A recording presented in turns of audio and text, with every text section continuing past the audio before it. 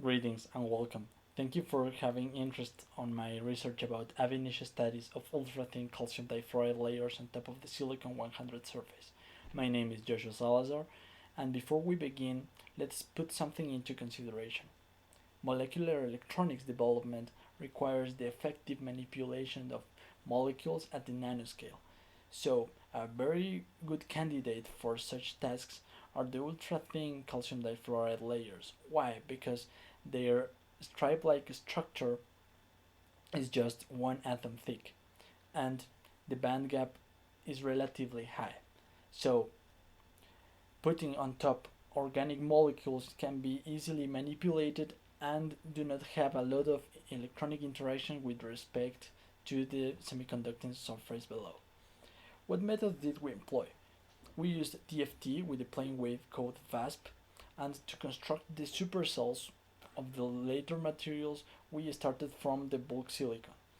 We're using a cutoff energy of 450 electron volts, a key point mesh of 9 times 9 times 9, and those parameters were converged over a range until we found a convergence to be less than 1 millielectron volt per atom change in total energy. For constructing the surface slab, we used 8 layers of silicon and a key point mesh for this 1 times 1 surface of 7 times 7 times 1. For constructing the wetting layer, that are the early stages of the chemical vapor deposition process of the calcium difluoride on the silicon, we used a 2 times 3 surface with 4 times 4 times 1 key point mesh.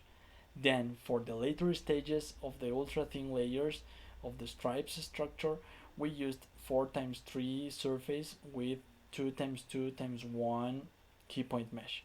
The exchange correlation functional we used was OPTB 86B van der Waals. Why? Because previously reported results were performed without these dispersive forces that are important on this kind of materials. Let us see some results.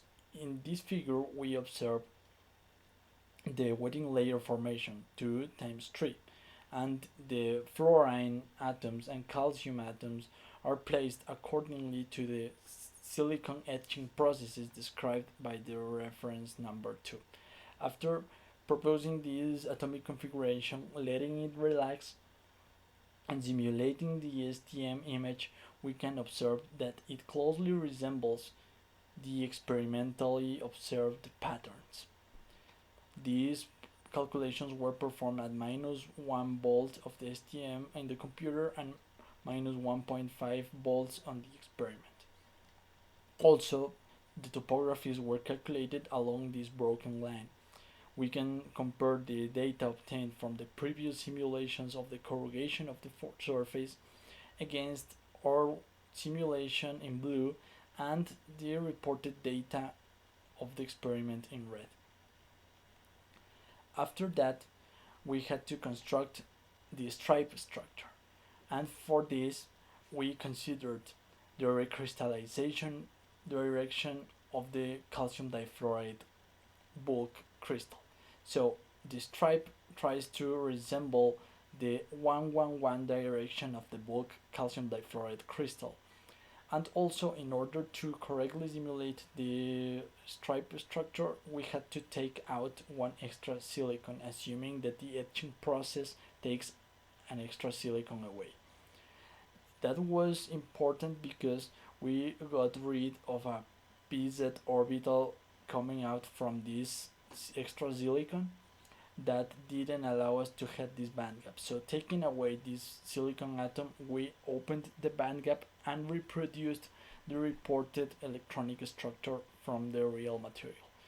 Also, by performing the STM simulations at -2.5 volts, we discovered these same patterns that are described by the STM images obtained experimentally. Wrapping up the results, we can say that the van der Waals interactions are very important in this kind of layered materials, and our results got really better than the previous simulations that did not took into account these kind of dispersive forces.